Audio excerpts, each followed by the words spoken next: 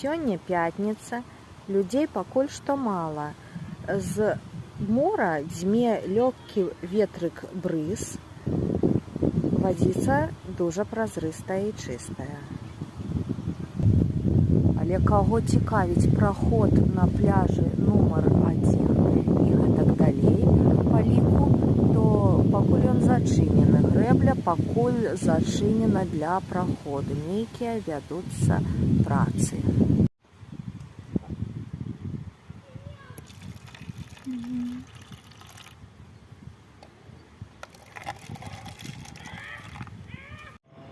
Дужа прыемна папіць кавы і адпачываць у цянёчку каля чыстай празрыстай вады. А яшчэ трошачкі дарогі.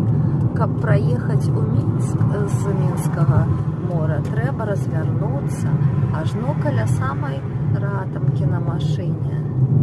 Вось каля такіх прыгожых